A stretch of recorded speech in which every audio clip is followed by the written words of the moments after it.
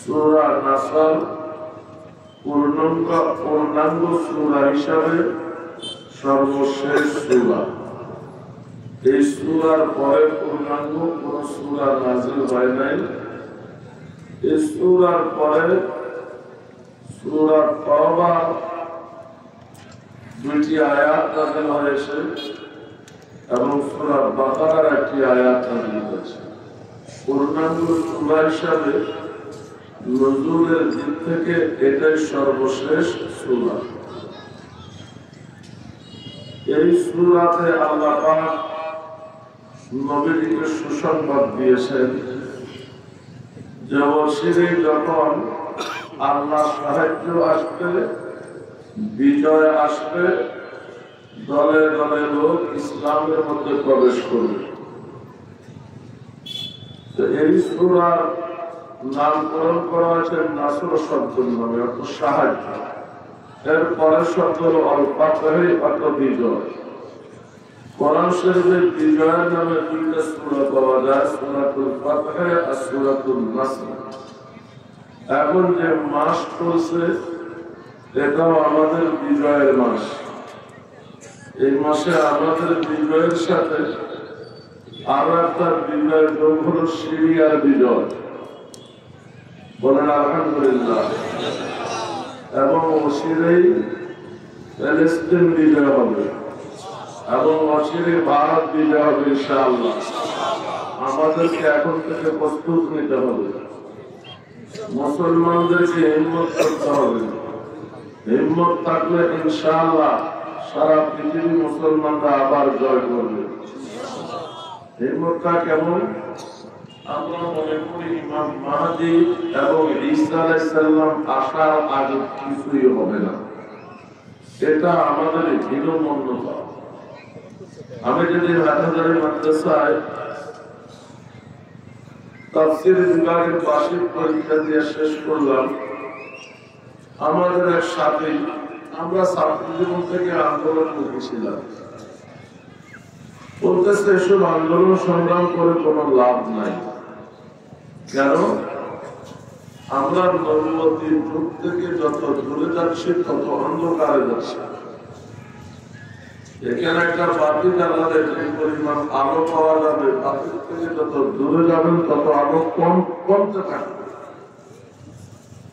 আমরা যত নবুয়তের যুগ থেকে দূরে যাচ্ছি অন্ধকারের দিকে যাচ্ছি। এখানে আলো আশা করাটা ভুল, ওনার যুক্তি।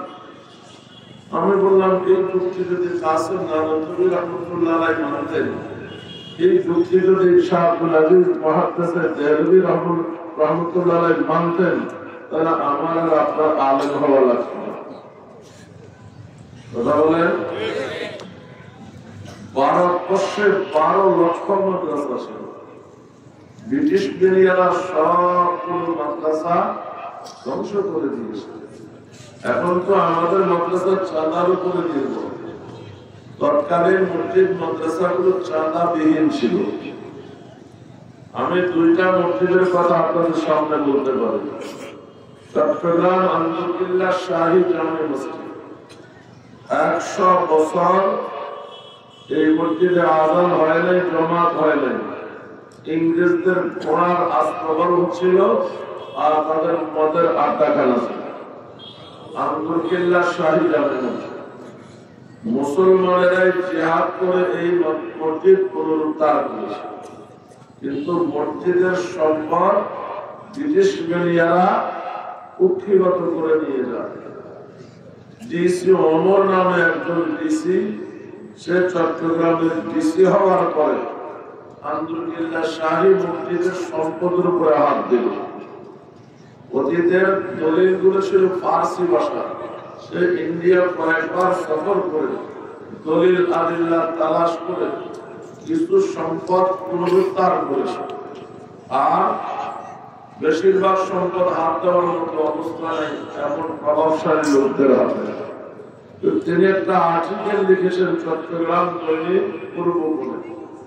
তিনি বলেছেন আন্দরকিল্লা শাহী জামে মসজিদের সম্পদ যদি পরিপূর্ণভাবে পুনরুদ্ধার করা যায়, এক মসজিদের সম্পদ দিয়ে চট্টগ্রাম জেলার সমস্ত মসজিদ পরিচালনা করা যাবে। তাহলে মসজিদ যারা অর্থ করেছে তারা কি পরিমাণ সম্পদ মসজিদকে দিয়েছে। দ্বিতীয় হাটাজারি মাদ্রাসা থেকে 2.5 থেকে 3 মাইল উত্তরে একটা এলাকা আছে, এলাকার নাম হলো সারিয়া।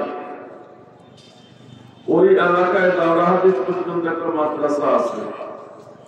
হাটাজারি মাদ্রাসায় প্রথম শাইখুল হাদিস আওলাদ রাসূল সাল্লাল্লাহু আলাইহি ওয়াসাল্লাম সৈয়দ সাঈদ আহমদ শাহ রাহমাতুল্লাহ আলাইহি কোন এক কারণে তিনি যখন হাটাজারি থেকে চলে গেলেন, সারিয়া মাদ্রাসার মসজিদ থেকে বুখারীর দরস শুরু করেন। ওনার ওই দরসকে কেন্দ্র করে ওখানে মাদ্রাসা হয়, সারিয়া নাসরুল ইসলাম মাদ্রাসা। ওই মাদ্রাসা একটা মসজিদকে কেন্দ্র করে করে। মসজিদটা ছোট, দেয়ালগুলো অনেক মোটা।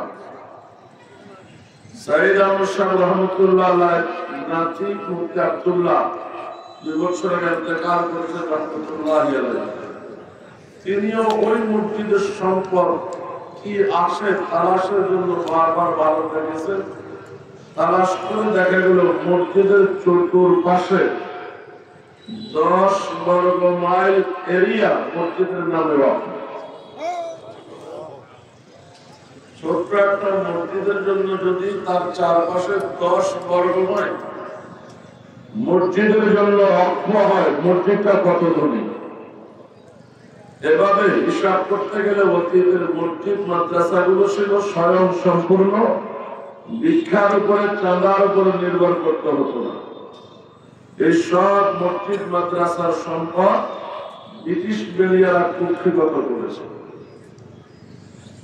ওই সময় যদি আমাদের আকাবের আসলাফরা মনে করতেন এইসব ঈসা মাহদী আসা ঠিক করবে, আমাদের পক্ষে সম্ভব না, আমরা যতদিন বেশি আসি আল্লাহ বিল্লাহ করি, তাহলে আমাদের পর্যন্ত ইসলাম আসতো না। আমাদের মুরব্বী শাইখুল শাহ আব্দুল আজিজ রহমতুল্লাহি আলাইহি জিহাদের ফতোয়া দিয়েছেন। সারা ভারতবর্ষে জিহাদ ছড়িয়ে পড়েছে ব্রিটিশ বেনিয়াদের বিরুদ্ধে। দারুল উলুম দেওবন্দের মুরব্বীরা একদিকে জিহাদ করেছেন, আরেকদিকে তালিম চালিয়েছেন, আরেকদিকে ফেরাতে বাতিলের বিরুদ্ধে লেখার মাধ্যমে বক্তৃতার মাধ্যমে জিহাদ করেছেন। এমন নয় যে সশস্ত্র জিহাদিয়া ব্যস্ত ছিলেন অন্যদিকে খালি না, ওনারা ব্রিটিশের বিরুদ্ধে লড়াইও করেছেন, কলমও চালিয়েছেন, বক্তব্য চালিয়েছেন। ওনাদের সেই জিহাদের বদৌলতে আজ সিলেট শহর সারা পুরিয়াতে যে কওমি মাদ্রাসা দেখতে পাচ্ছি, এইসব মাদ্রাসা আজ শুধু বাংলাদেশ নয়, সারা পৃথিবীতে প্রায় 80 থেকে 90% মসজিদের ইমাম কওমি দেওবন্দি। আজকে ছাত্র জনতার বিপ্লবের পরে কেউ কেউ মনে মনে ক্ষমতায় বসে গেছে। কথা বলেন, মনে মনে ক্ষমতায় বসে গেছে। বসে তারা তাই শুরু করেছে ক্ষমতায় বসলে যা করবে। আপনাদের জেহান যেদিকে যাচ্ছে আমি সেদিকে বলছি না। একজনের জুমার খুতবা বাংলা শুরু করে দিচ্ছে, ক্ষমতা পাইলে যা করত। আরেকজনের চট্টগ্রাম লালদিঘির পাড়ে বক্তৃতায় বলতেছে তাবলীগের বয়ান আর রবীন্দ্রসঙ্গীত একই। ধরে বলেন নাউজুবিল্লাহ। দাওয়াত ও তাবলীগের বয়ানের মাধ্যমে হাজারো লাখো কোটি অমুসলিম মুসলমান হয়েছে। লন্ডন আমেরিকায় হাজারো গির্জা মসজিদে রূপান্তরিত হয়েছে এবং ভারতবর্ষের হাজারো লাখো মুসলমান পথহারা সঠিক পথে এসেছে। তাহলে এই জামাতের বয়ান রবীন্দ্রসঙ্গীতের মতো কেমনে হয়? কথা বলেন। দাওয়াত ও তাবলীগের কাজ চলছে বর্তমানে প্রায় পৃথিবীর 200 দেশে। আমি তো চ্যালেঞ্জ দেব, এরকম আরেকটা সংগঠন দেখান যাদের কর্ম পৃথিবীর 100 দেশে চলে। পারবে কেউ নাকি? এবং কওমি মাদ্রাসাকে তুচ্ছ তাচ্ছিল্য করতেছে, যা বর্ণনা করার মতো। কি বলে? সদকা আর যাকাত বন্ধ হয়ে গেল, কওমিরা যেহেতু দুনিয়াবি কোনো কর্ম পারে না, এরা না খাইয়া মরবে। বুঝাইতে চাইছে আমরা সদকা যাকাত খেয়ে বেঁচে আসি, জনগণ এটা বন্ধ করে দিলে আমরা না খাইয়া মরব। যদিও আমরা কওমিরা শুধু মাদ্রাসায় পড়া পড়ি না, সব কাজই জানি, কিন্তু সদকা যাকাত বন্ধ গেল, না খাইয়া মরব না। নিঃসন্দেহ আমরা সদকা যাকাত উঠাই, আমাদের জন্য নয়। মা হারা, বাবা হারা, গরিব, প্রতিবন্ধী, পঙ্গু মা বাবার সন্তানগুলোকে আমরা মাদ্রাসায় হাফেজ আলেম বানিয়ে তামাম দুনিয়ার মসজিদের মেহরাবে বসাচ্ছি। যারা পয়সার অভাবে চোর হতো, ডাকাত হতো, রাহজান হইতো, সমাজের বোঝা হইতো, দেশের বোঝা হইতো, আমরা তাদেরকে সর্বোচ্চ সম্মানের জায়গায় বসিয়েছি। আমি একটা উদাহরণ দিই। রাত 3টা বাজে আমি আমার মাদ্রাসায় গেলাম, মাদ্রাসা তখন বন্ধ, যা থেকে একটা ছেলে বাড়িতে যায় নাই। বাড়িতে গেলে না কেন, বাড়ার সমস্যা? বলে না হুজুর, বাড়া লাগলে আমার থেকে নাও। এক পর্যায়ে বলতেছে হুজুর বাড়ার সমস্যা নয়, বাড়িতে আমার মা নেই। তো মা নেই তাতে কি আছে, তোমার বাবা আসে, ভাই বোন আসে, তাদের কাছে যাও। তখন সে অজর দ্বারা কান্না শুরু করছে, বলতেছে হুজুর আমার সৎমা আমাকে সহ্য করতে পারে না, আমার বাবা আমাকে একটু আদর করবে এটাও তার অসহ্য, আমাকে 2টা টাকা দিলে এটাও তার অসহ্য, আমার বাড়িটা বাড়ি নেই কেন জাহান্নাম। আমি তাকে বুকে নিয়ে বললাম পেরেশান হইও না, আজ থেকে আমি তোমার মা এবং তোমার বাপ, তোমার যা লাগবে আমার থেকে নিবা। তো বলুন ওই ছেলেটা এখন পাশ করে, মুফতি পাশ করে মসজিদ মাদ্রাসার খেদমত করতেছে। তো আমি যে তার সহযোগিতা করলাম কোত্থেকে? আপনাদের। বলেন না, তাহলে আপনারা মাদ্রাসায় যে টাকা দেন, আমাদেরকে যে টাকা দেন, হাজারো লাখ কোটি মাহারা বাবা সন্তানগুলো মানুষ হচ্ছে, হচ্ছে কি হচ্ছে না? গত 15-16 বছর আগে কোরবানির গরুর এক একটা চামড়ার মূল্য ছিল 2,500-3 হাজার টাকা। কি ভুল করতেছি আমি? কিন্তু গত 15 বছরে এটার দাম পড়ে হয়েছে 200-100 টাকা। কোন মূল্যই পাওয়া যায় নাই গরুর চামড়া। অনেক জায়গায় মানুষ বিক্রি করতে না পেরে মাটিতে খাদিয়ে ফেলছে, নদীতে ফেলে দিয়েছে। এই চামড়া মাধ্যমে কওমি মাদ্রাসা বড় একটা অনুদান পাইত। 100 চামড়া পাইলে 2,000 টাকা করে বিক্রি করলে 2 লাখ টাকা। কথা বলেন না? গত 15 বছর পর্যন্ত এটা পাওয়া যায় নাই। এজন্য কয়টা মাদ্রাসা বন্ধ হয়েছে? একজন দাঁড়ায় বলেন ওই মাদ্রাসাটা 4 লাখ টাকার অভাবে বন্ধ হয়েছে। বন্ধ হয়েছে তবে যেভাবে চামড়ার টাকা না আসার কারণে মাদ্রাসা বন্ধ হয় নাই, সদকা যাকাত না আসলেও মাদ্রাসা বন্ধ হবে না। হবে বন্ধ? বেয়াদবি মাফ করবেন।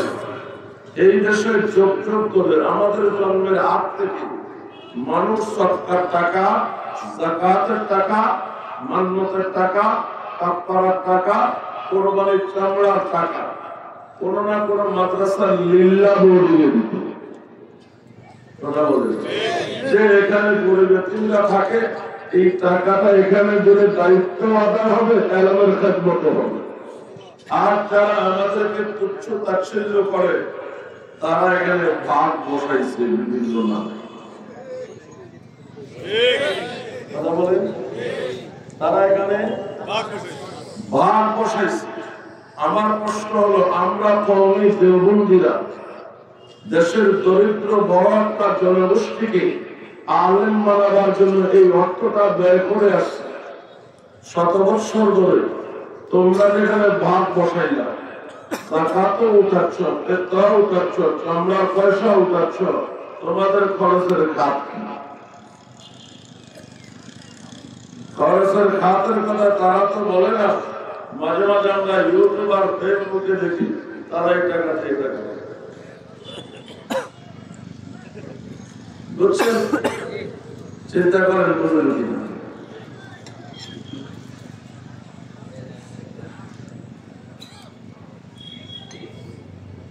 হ্যাঁ, তারা এই টাকায় ভাগ বসে আসে, এই টাকা দিয়া ভদ্র ভাষায় বললে খতনা করে, অভদ্র ভাষায় বললে ননু কাটে।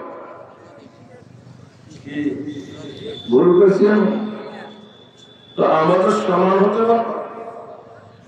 বিগত 150-150 বছর ধরে এই টাকা দিয়ে আমরা মানুষ বানিয়েছি, সোনার মানুষ বানিয়েছি।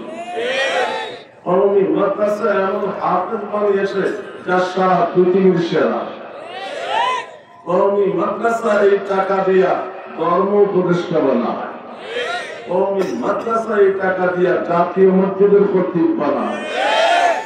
গত মাসে আমাদের 2টা অর্জন, মাসের শুরুতে তুরস্কে কোরআন প্রতিযোগিতা বিশ্ব চ্যাম্পিয়ন, মাসের শেষে কুয়েতে কোরআন প্রতিযোগিতায় বিশ্ব চ্যাম্পিয়ন।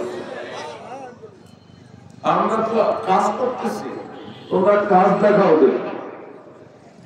যাই হোক, আমাদের আকাবের আসলাফ যদি হিন্দু মান্যতায় ভুগতেন, ইমাম মাহদী আর ঈসা আলাইহিস সালাম আসা ছাড়া জাতির পরিবর্তন হবে না, তাহলে না দেওবন্দ মাদ্রাসা হতো, না হাকাতালি হতো, না রেঙ্গা আঙ্গুরা হতো।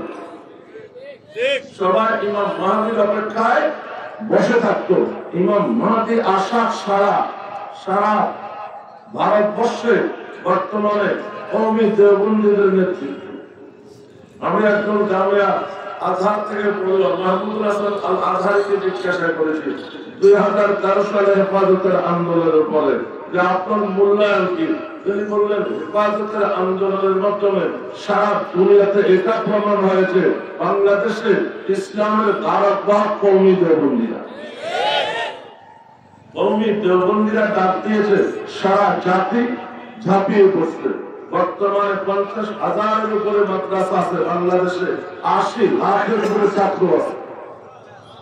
কথা বলেন, ইমাম মাহদী আসা ছাড়া আমেরিকা সুপার পাওয়ার আমেরিকার বিরুদ্ধে লড়াই করে যদি আফগানিস্তানে বিজয় হতে পারে, ইমাম মাহদী যারা যদি সিরিয়াতে মুসলমানদের বিজয় হতে পারে, বাংলাদেশে আমাদের হতে পারে কি পারে না? আমাদেরকে হিম্মত রাখতে হবে। ডক্টর আপন খালেদ সাহেব বলেছেন, বাংলাদেশের মাদ্রাসায় পড়ুয়া ছেলেদেরকে স্বপ্ন দেখতে হবে যে আমরা দেশের প্রধানমন্ত্রী হব। কি স্বপ্ন দেখতে সমস্যা আছে? 16 বছরের কিশোর মোহাম্মদ ইবনে কাসিম 12,000 সৈন্য নিয়ে ইরাকের কুফা থেকে এসেছিল ভারতবর্ষে। ভারতবর্ষে এসে 70-80% অঞ্চল ইসলামের জন্য স্বাধীন করেছে। মোহাম্মদ বিন কাসিম যখন ভারত ছেড়ে চলে যায়, তখন তার সৈন্য দলে 1,20,000 সৈনিক ছিল। নিয়ে আসছিল কত? 12,000। যোগ হয়েছে আরো 1,08,000। এরা অনেকে হিন্দু থেকে মুসলমান হয়ে মুসলমানদের পক্ষে লড়াই করেছে, আবার অনেকে হিন্দু অবস্থাতেই মুসলমানদের সঙ্গে মুসলমানদের জন্য লড়াই করেছে। আমাদেরকে হিম্মত করতে হবে, আমাদেরকে স্বপ্ন দেখতে হবে। দিল্লিতে আমরা ইসলামের ঈমানের পতাকা উড়াবো ইনশাআল্লাহ। রাজি আছেন? কে কে রাজি আছেন? হাত দেখা। অনেকের মনের মধ্যে যে আমাদের তো দুনিয়াবি ডিগ্রি নেই, কি আমরা কি পারবো? কেন পারবো না? হযরত ওমর রাদিয়াল্লাহু তাআলা এক পাহাড়ের কিনারায় যাইয়া কাঁদতেছে। সাথীরা বলতেছে, কাঁদছেন কেন? কোন যুদ্ধে মুসলমানদের বিপর্যয়ের খবর এসেছে? না। কোন বিশেষ সাহাবীর ইন্তেকাল হয়েছে? না। আপনার শরীর খারাপ? না। তাহলে কেন কাঁদছেন? খলিফাতুল মুসলিমিন হযরত ওমর বলেন, আমার অতীত আমাকে কাঁদাচ্ছে। কিসের অতীত? হযরত ওমর বলেন আমার বয়স যখন 22-23 বছর তখন আমি এই পাহাড়ে বকরি চড়াতাম। প্রতিদিন 2-4টা বকরি বাঘ ভাল্লুকে খেয়ে ফেলতো। সন্ধ্যার বাড়িতে গেলে বাবা বকরিগুলো গনে আমাকে শাসন করতো, পিটাইতো, তীর চর থাপ্পড় দিত আর বলতো ওমর কয়েকটা বকরি সামলাতে পারিস না, তোর জীবন কি করে চলবে? ওমর বলে যে ওমর কয়েকটা বকরি সামলাতে পারত না, প্রতিদিন পিটানি খাইতে হতো, সেই ওমর আজ অর্ধ পৃথিবী সামলাচ্ছে। ওমরের রাজত্ব শুধু মানুষের উপরে নয়, মাটি ওমরের কথা শুনে, বাতাস ওমরের কথা শুনে, আগুন ওমরের কথা শুনে, পানি ওমরের কথা শুনে। কেমন রাজত্ব! মদিনার ভূমিকম্প হচ্ছে, হযরত ওমর রাদিয়াল্লাহু তাআলা পা দিয়া জমিনে আঘাত করলেন। এভাবে আঘাত করলে জমিন কাঁপছিস কেন? আমি কি তোর উপরে ইনসাফ করি নাই? কি কথা? জমিন তুই কাঁপছিস কেন? আমি কি তোর উপরে ইনসাফ করি নাই? জমিনের কাপড় বন্ধ। সারা দুনিয়াতে ক্রমশ ভূমিকম্প হয়েছে, 1000 বছরের মধ্যে মদিনায় আর ভূমিকম্প হয়নি। ওমরের কথা মাটি কি করে পালন করছে? কেমন মানুষ? ওমরের কি ডিগ্রি ছিল? রাষ্ট্রবিজ্ঞানী ছিলেন, ইঞ্জিনিয়ার ছিলেন, নোবেল বিজয়ী ছিলেন। ওমরের 2টা ডিগ্রি, একটা হলো ইলমে ওয়াহী আছে ওমরের মধ্যে, আরেকটা হলো সুহবতে রাসূল সাল্লাল্লাহু আলাইহি ওয়াসাল্লাম। আল্লাহ রাসূলের সুহবত আর ইলমে ওয়াহী এই 2 পাওয়ার দিয়া হযরত ওমর রাদিয়াল্লাহু তাআলা সারা অর্ধেক পৃথিবী শাসন করেছে, অর্ধেক পৃথিবী সামলিয়েছে। তো আমাদের মধ্যে ইলমে ওয়াহী আছে এবং সুহবতে নবী ডাইরেক্ট না থাকলেও ইনডাইরেক্ট আছে। কথা বলেন না কেন? আমরা আমাদের সাহিত্যের সহবতে বসি, ওনারা ওনাদের সাহিত্যের সহবতে বসে দেন, ওনারা ওনাদের সাহিত্যের সহবতে বসে দেন, এভাবে সাহাবায়ে কেরাম নবী পর্যন্ত পৌঁছে যায়। তাহলে আমাদের ইনডাইরেক্ট সহবত আছে এবং কিতাব থেকে আমাদের ইলমে ওয়াহী আছে। আমাদের দুর্বল হওয়ার কোনো কারণ নেই। ইনশাআল্লাহ ভবিষ্যতে কওমি দেওবন্দি উলামা তোলামা জনতা মিলে ইসলামের বিজয় ঘটাবে ইনশাআল্লাহ। হিম্মত রাখতে হবে আমাদের। বিগত যে কোনো সরকারের সময় আমরা কমবেশ চাপে ছিলাম, কথা বলেন, যে কোনো সরকারের সময়। এখন আমরা চাপ মুক্ত আছি, যেহেতু কোনো দলীয় সরকার নাই। এই সমস্যাকে, এই সময়টাকে কাজে লাগাতে হবে যাতে এই সময়ের পরের সরকারটা আমাদের সরকার হয়। সফলতা আসবে ইনশাআল্লাহ। হুদায়বিয়ার সন্ধির সময় আপনারা সবাই জানেন, সন্ধির সবগুলো শর্ত কাফেরদের পক্ষে। 1,500 মুসলমান সাহাবী তাদের কেউ রাজি নাই এই সন্ধির উপরে, কিন্তু নবীজি অনড় যে এই সন্ধি তিনি বাস্তবায়ন করবেন। সন্ধিপত্র দস্তখত হয়ে গেছে উভয় পক্ষে, এখন সন্ধি বাস্তবায়ন হবে। তখনও সাহাবারা জিদ করছে যে না, এই সন্ধি আমরা মানি না। কথা বলেন।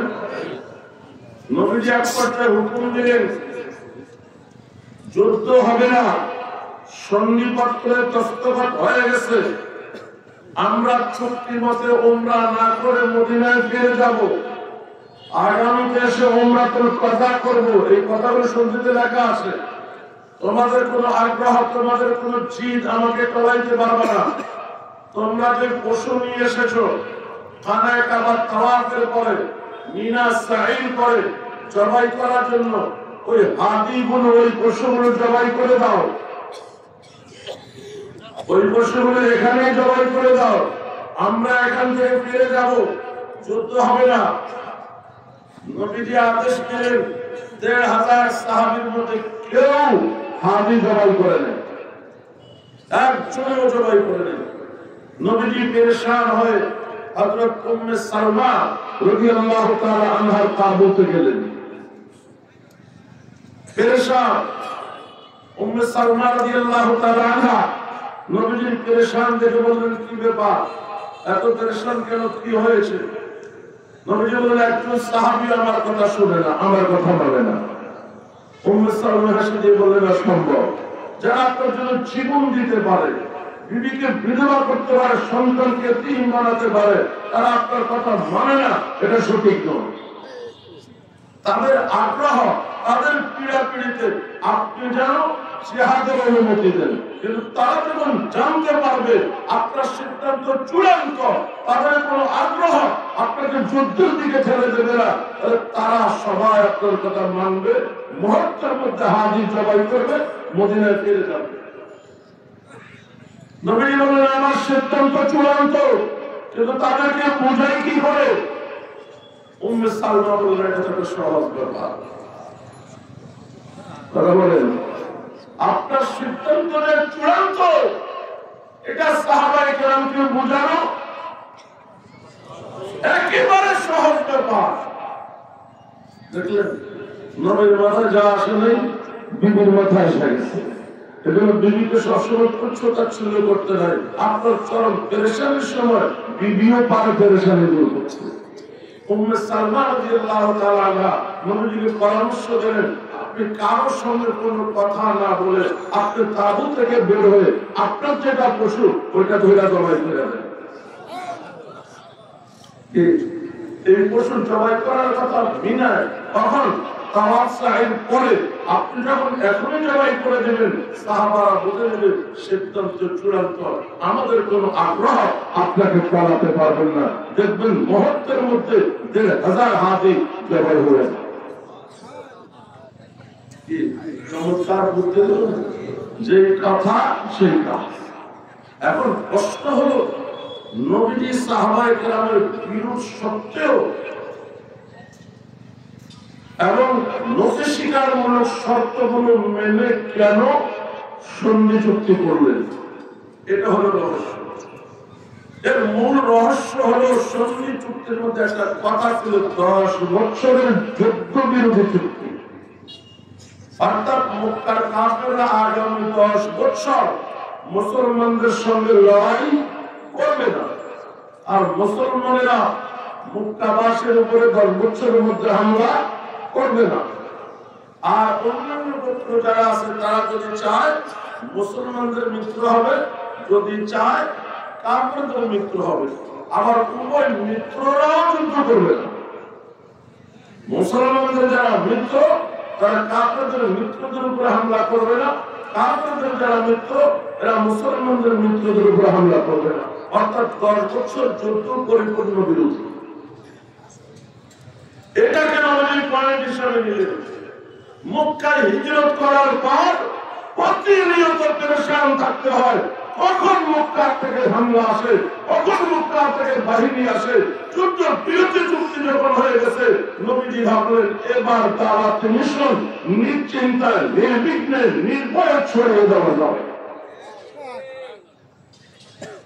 ওই সুযোগটা এখন আমাদের হাতে।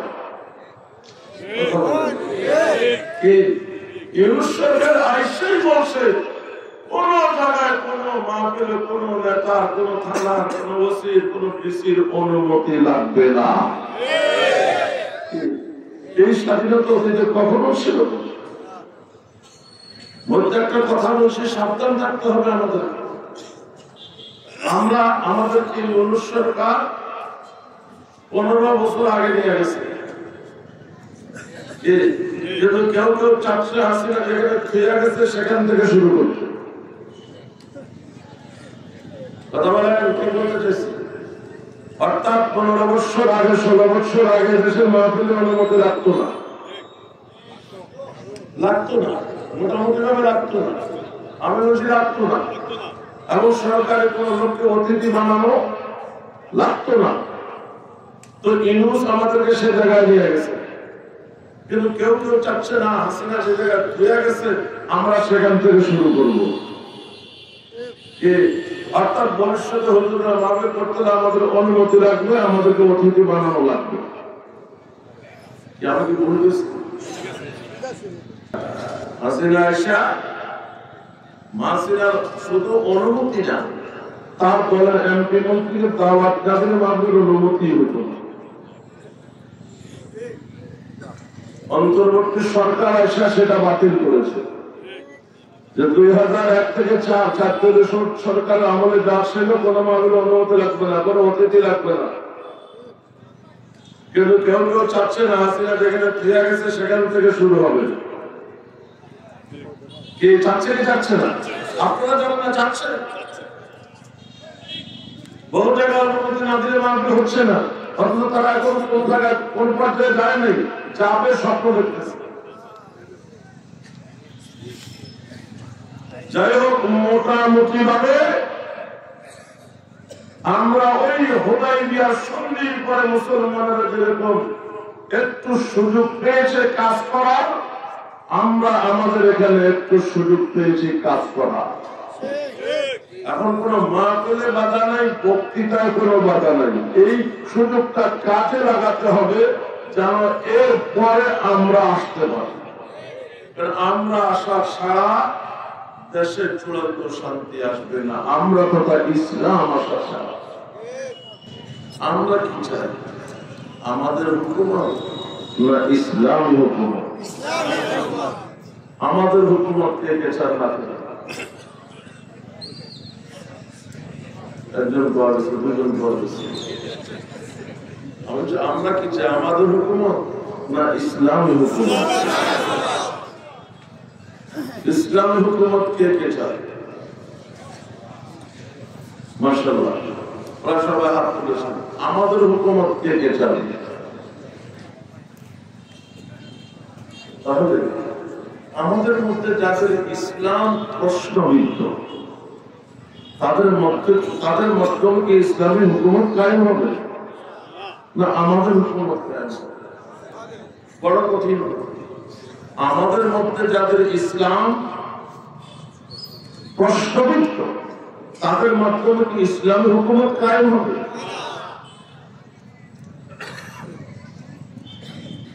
তাহলে চিন্তা করেন, যাদের ইসলাম প্রশ্নবিদ্ধ নয়, নিখুঁত, তাদের মাধ্যমে যদি ইসলাম কায়েম হয় তাহলে হবে ইসলামী হুকুমত। যাদের ইসলাম প্রশ্নবিদ্ধ, তাদের মাধ্যমে যদি হুকুমত কায়েম হয়, এটা তাদের হুকুমত, ইসলামী হুকুমত নয়। আর যাদের ইসলাম নিখুঁত, তাদের মাধ্যমে যদি হুকুমত কায়েম হয়, সেটা হবে ইসলামী হুকুমত। এবার চিন্তা করতে হবে আমরা কি চাই, আমাদের হুকুমত না ইসলামী হুকুমত? তাহলে আমাদেরকে কর্ম নির্ধারণ করতে হবে, ইসলামী হুকুমত চাইলে কোন পথে যেতে হবে, আর আমাদের হুকুমত চাইলে কোন পথে যেতে হবে। অনেক কথা আছে যা পরিষ্কার করে বলার মতো উপায় নেই।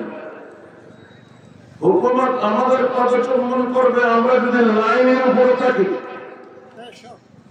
আজ থেকে 30 বছর আগে, 25 বছর আগে ঢাকা মসজিদ আকবর কমপ্লেক্সের মুফতি দেলাওয়ার সাহেব, তিনি একটা চমৎকার কথা বলেছেন যে এক ইসলামী স্কলারকে প্রশ্ন করা হয়েছে যে আফগানিস্তানে আমেরিকা যে হামলা করেছে, আফগানিস্তানের সব তালেবানরা হামলার মোকাবেলা না করে পালিয়ে গেছে, তো তালেবানরা যদি সত্যিকার ইসলামের ধারক বাহক হতো তাহলে লড়াইতে টিকে থাকতো এবং বিজয় হতো। তালেবানদের পরাজয় প্রমাণ করে যে তাদের ইসলাম খাঁটি ইসলাম নয়। প্রশ্ন, প্রশ্নের যিনি উত্তরদাতা, তিনি ওনার নাম বলেন ফরিয়া, বলছেন যে লাল দাড়িওয়ালা, টেলিভিশনে বক্তৃতা দেয়। সে বলেছে অবস্থা দৃষ্টিতে তাই মনে হয় যে তালেবানরা পুরোপুরি হকরে পড়ে নাই। তো মুফতি দেলোয়ার সাহেব বলেছেন যুদ্ধ কি শেষ না চলমান? জয় পরাজয় মাঝখানে হয় না শেষে হয়? এখনো যুদ্ধ চলছে, কৌশল বদলানো হয়েছে। কথা বলেন, যুদ্ধ চলছে, কৌশল বদলানো হয়েছে। তো যুদ্ধের মাঝখানে আপনি কি করে নির্ধারণ করতে পারলেন জয় পরাজয়? জয় পরাজয় তো যুদ্ধ শেষে বোঝা যাবে। ওহাদের যুদ্ধে প্রথমে মুসলমানদের জয় হয়েছে। কিছু মুসলমানকে নবীজি এক জায়গায় দাঁড় করিয়েছেন, তারা যুদ্ধ শেষ মনে করে ওই জায়গা ছেড়ে চলে আসছে। ওই দিক থেকে অতর্কিত হামলা হয়েছে, মুসলমানরা পরাজিত হয়েছে। যুদ্ধ এখানে শেষ। অনেকে জানে যুদ্ধ এখানে শেষ না, এখানে শেষ হয়ে যায়। সন্ধ্যার পরে কাফেররা এক জায়গায় পরামর্শ বসেছে। তারা একে অপরকে প্রশ্ন করতেছে, মুহাম্মদ কি বেঁচে আছে? বলে হ্যাঁ। আবু বকর বেঁচে আছে? হ্যাঁ। ওমর বেঁচে আছে? হ্যাঁ। ওসমান আলী বেঁচে আছে? হ্যাঁ। রিদওয়ানুল্লাহি তাআলা আলাইহিম আজমাইন। তখন আবু সুফিয়ান কয়, এই জয় কি দাম? মুসলমানের যারা মেইন তারা সব বেঁচে আছে, আর বদরে আমাদের মেইন সব মারা গেছে, আর মুসলমানের মেইন সব বেঁচে আছে। রাত্রে অতর্কিত হামলা করে এদেরকে শেষ করতে পারলেই হবে চূড়ান্ত বিজয়। এই বিজয় আমাদের বিজয় না। তাদের এই পরামর্শ শুনেছে আব্দুল্লাহ ইবনে আব্দুর রহমান। তিনি আসলে নবীজিকে বললেন, হুজুর এই অবস্থা। নবীজি সাহাবায়ে কেরামকে ডাকলেন, এরকম খবর এসেছে, এখন কি করতে পারি? রাত্রে লড়াইয়ের প্রস্তুতি নেব। বেশিরভাগ মুজাহিদ আহত। সাহাবায়ে কেরাম পরামর্শ নিলেন, না, রাত্রে যদি যুদ্ধের প্রস্তুতি নেওয়া না হয়, ওরা যদি অতর্কিত হামলা চালায়, নবী এবং মেইন সাহাবারা যদি শেষ হয়ে যায়, ইসলাম শেষ হয়ে যাবে। সাহাবায়ে কেরামের পরামর্শ ক্রমে নবীজি বললেন, আমি রাত্রেই তাদের মোকাবেলা করার জন্য জিহাদের অনুমতি দিতে পারি, একটা শর্ত আছে। কি শর্ত? ওহদে যারা আহত হয়েছে এই যুদ্ধে শুধু তারাই থাকবে। কথা বলেন, উল্টা হয়ে গেল। যারা যুদ্ধে আহত হয়নি, সুস্থ আছে, তারা যুদ্ধে থাকবে, যারা আহত তারা বিশ্রামে থাকবে। সিদ্ধান্তটা এমন হওয়ার কথা ছিল। নবীজি বলল, না, যারা আহত হয়েছে তারাই থাকবে, যারা আহত হয় নাই তাদেরকে অংশগ্রহণ করতে হবে। আহত দেখে দেখে 300 তৈরি হয়েছে রাতের এই যুদ্ধের জন্য। নবীজি আহতদের কেন নিয়েছেন? কারণ আহত পাক শীত বেড়ে যায়, তার হিংস্রতা বেড়ে যায়। যে যুদ্ধে আহত হয়েছে তার তামান্না আরেকটু হলে তো শহীদ হতে পারতাম, এবার যাব শহীদের তামান্না। সে আহত হইলেও তার মানসিক শক্তি বেশি, আর যে আহত হয়নি তার মানসিক শক্তি কম। এজন্য আমি আহতদেরকে নিয়ে ওদেরকে ধাওয়া করলেন। মদিনা থেকে 10 মাইল পর্যন্ত ধাওয়া করে তাদেরকে পার করে দিয়েছে। এটা হলো মুসলমানদের ওহদের যুদ্ধের চূড়ান্ত জয়। আবু সুফিয়ানের যে পরিকল্পনা ছিল এই আহত 300 মুসলমান, সেই পরিকল্পনা বাস্তবায়ন করতে দেয় নাই। তো বলছিলাম, এখন আমাদের সময় আল্লাহ ঘোষণা করেছেন, যদি সম্মান অর্জন করতে হয় সর্বস্তরে সবাইকে ঐক্যবদ্ধ হতে হবে। সর্বদিকে আওয়াজ আসতে হবে, কি করে আমরা এক হতে পারি। এরপরে ওলামা খোলাফার জনতা সবাই মিলে মাঠে ময়দানে কাজ করতে হবে, তবেই বরকত আসবে। তবে আগে থেকেই একটা দল হকের সাথে থাকে, পরে ভাগে। ওহাদের যুদ্ধ দেখে নবীজির রওনা হয়েছে 1000 নিয়ে। পথে মুনাফিকদের চক্রান্তের কারণে 300 আলাদা হয়ে গেছে। যুদ্ধের পূর্ব মুহূর্তে 300 সৈন্য আলাদা হয়ে যাওয়া, এটা অন্যদের মনোবলের মধ্যে প্রভাব। আর এই আলাদা হওয়ার অর্থ হলো নিজের লোকদেরকে বেকায়দায় ফেলা, কাফেরদেরকে সুযোগ করে দেওয়া। কথা বলেন।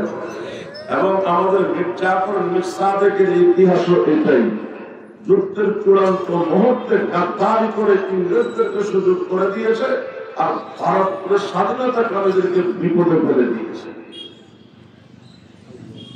হযরত মুসা আলাইহিস সালামের সময় সেখানে একই কাহিনী। মুসা আলাইহিস সালাম কিতাব আনতে গেছে, সামিরি গরুর বাছুর বানাইয়া তার নাকের মধ্যে জিবরাইলের পায়ের নিচের মাটি শুঙ্গাইয়া তাকে দিয়ে কিছু নড়াচড়া করে বলছে এটাই খোদা। হারুন আলাইহিস সালাম নিষেধ করলেও মানে না। তাহলে একটা দল মুসা নবীর সঙ্গে মুসা নবীর যুগে গাদ্দারি করেছে, প্রিয় নবীর যুগে নবীর সঙ্গে গাদ্দারি করেছে। ভারতবর্ষে যে যুদ্ধ আছে মির্জাপুর বিস্তারে তারাও যুদ্ধক্ষেত্রে গাদ্দারি করেছে।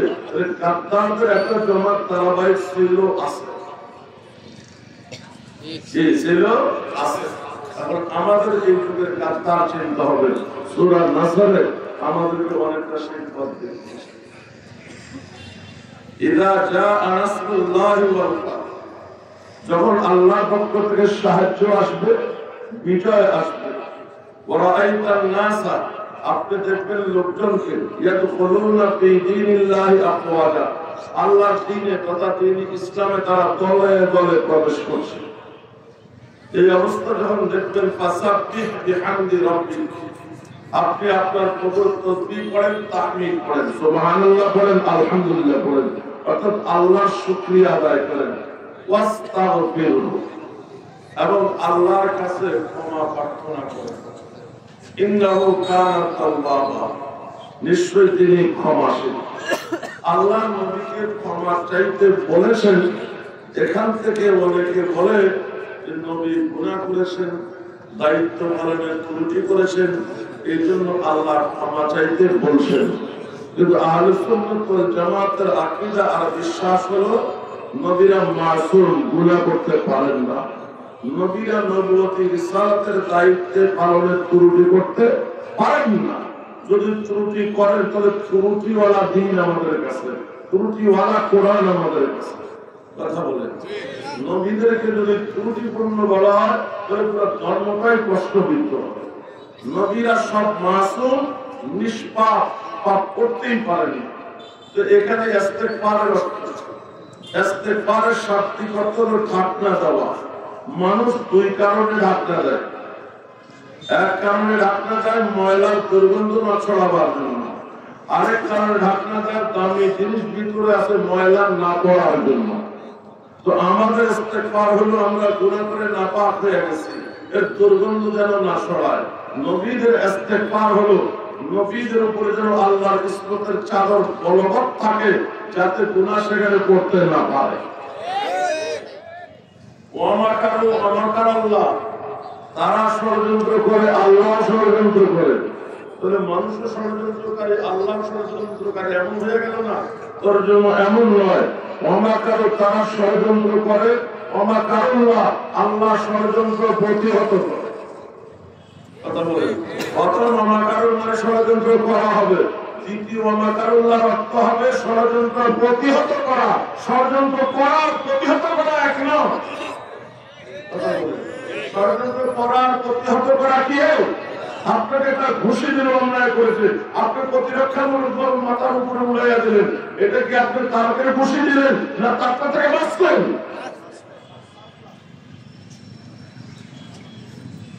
এখানে আমাদের ইস্তেগফার আর নবীর ইস্তেগফার অর্থ এক করলে তো হবে না। আপনার বাড়িতে মেহমান এসেছে, ওর আদরের সাথে ছিল, যাওয়ার সময় বলতেছে আমি তো কয়েকদিন ছিলাম, কোন মনে কষ্ট দিয়ে থাকলে, ভুল ত্রুটি করে থাকলে মাফ করে দিন, এটাও ভদ্রতা।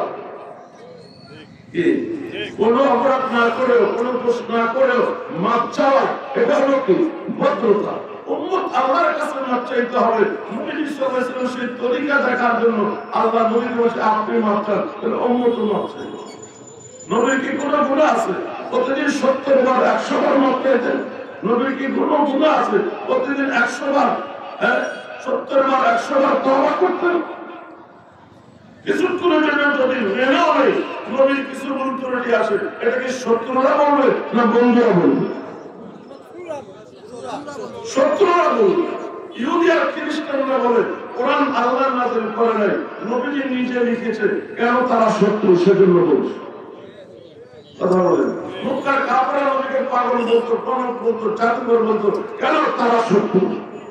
আপনি যদি মুসলমান হইয়া নবীকে গুনাহগার বলেন, আপনি তো তাদের কাতারে চলে গেলেন। নবীর বন্ধু হইয়া নবীর দুশ্চর্চা করলেন, তারা শত্রু হওয়ার কারণে দুশ্চর্চা করেছে, আপনি বন্ধু হইয়া দুশ্চর্চা করতেছেন।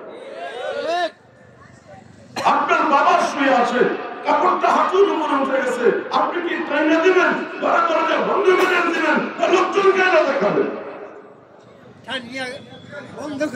হয়তো দরজা বন্ধ করে দিবেন। যে টাইনা দিতে গেলে যদি বাবা জাগ্রত হয়ে যায়, বাবার সরম বাবার ছেলে দেখে ফেলছে। কথা বলেন না, ছেলে তো দেখে বলছে, লজ্জা পাইতে পারে, এজন্য বুদ্ধিমানের কাজ হবে করেন, দরজা বন্ধ করে দেওয়া, এতে কেউ প্রবেশ করতে না পারে, দেখতেও না পারে। আপনি যদি বলেন এর কোথায় আছে দেখো, আমার বাবা কেমনে শুয়ে আছে, আপনি কি বাবার সুরনন্দন না কুসন্তান? নবীর তো কোনো গুণা নাই, আল্লাহর ঘোষণা। যদিও হয়ে থাকে আপনার মনে হয়, তাহলে এটা চর্চা করা তো নবীর বন্ধুর কাজ নয়, শত্রুর কাজ। আল্লাহ বলেছেন, রব্বানা লা তুযিগ কুলুবানা বা'দা ইয হাদাইতানা ওয়া হাব লানা মিন লাদুনকা রাহমাহ ইন্নাকা আনতাল ওয়াহ্হাব। তোমরা যারা হেদায়েতের উপরে আছো তারা দোয়া করো, আল্লাহ হেদায়েত ছিনে নিও না। আর হেদায়েত মাঝে মাঝে ছিনে নেওয়া হয়। এই দাওয়াত ও তাবলীগের সাথে জীবনের পর বছরের পর বছর যারা জড়িত ছিল, ইসমতে আম্বিয়ার প্রশ্নে এসে তারা ধোঁকায় পড়ে গেল। আর একটা কথা পরিষ্কার বলে দিতে চাই, আমাদেরকে কেউ কেউ বিভ্রান্ত করে জিহাদ জিহাদ, আর দেওবন্দের অস্তিত্বই হলো জিহাদের। সৈয়দ আশরাফ মদনী সাহেবকে বলতে আমি কানে শুনছি যে 1857 সালের আজাদী আন্দোলনের বিপর্যয়ের পর 3 বছরে ব্রিটিশ শহীদ করেছে 30,000 ওলামায়ে কেরাম। এর আগে যারা শহীদ হয়েছে, শহীদ পরিবারগুলো নিঃস্ব, রাস্তায় দাঁড়ায় পরিবারের সদস্যরা ছেলেরা ভিক্ষা করে। ব্রিটিশ সেনারা গাড়ি থামায় আর বলে আমাদের গাড়িতে উঠো, আমরা বিনা পয়সায় পড়াবো, খাওয়াবো, পড়ালেখা শেষে চাকরিও দেবো। ব্রিটিশ সেনারা শহীদের বাচ্চাগুলোকে নিয়ে যাচ্ছে ব্রিটিশের দালাল বানাবার জন্য। দৃশ্যটা নজরে এসেছে কাসিমুল উলুম ওয়াল খায়রাত হুজ্জাতুল ইসলাম কাসিম নানাতবী রাহমাতুল্লাহ আলাইহি। তিনি ওলামায়ে কেরামকে ডেকে বসলেন যে যাদের বাবারা এই দেশের জন্য, ধর্মের জন্য জীবন দিয়েছে, ব্রিটিশ তাদেরকে নিয়ে যাচ্ছে ব্রিটিশের দালাল বানাবার জন্য। আমরা চাই মুজাহিদের বাচ্চাকে মুজাহিদ বানাবো, শহীদের বেটাকে শহীদ বানাবো। যেই কাজ বাবারা শুরু করেছে যেন সন্তানেরা সম্পন্ন করতে পারে।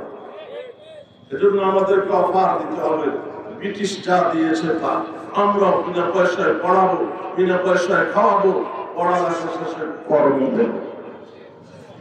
শেষের কথাটা আগে বলে ফেলি, আজকে ইংরেজি পড়ুয়াদের চাকরি নেই আর আমাদের কর্মের অভাব নেই।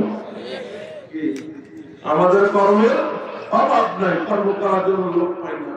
তারপরে সরকারের খুব হারাম, আমাদের চাকরি কেমন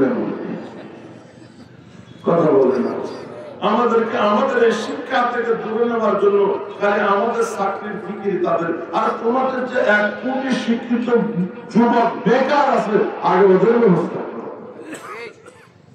আগে ওদের ব্যবস্থা করো, পরে আমাদেরকে নিয়ে চিন্তা করি। আমাদের অনেকে না বুঝে তারা আমাদের এটাকে আধুনিকায়ন করতে চায় যাতে চাকরি পাওয়া যায়। আর এখানে তো চাকরি আছে, লোক পাওয়া যাচ্ছে। আমাদের এখানে তো চাকরি আছে, কর্ম আছে, লোক পাওয়া যাচ্ছে না।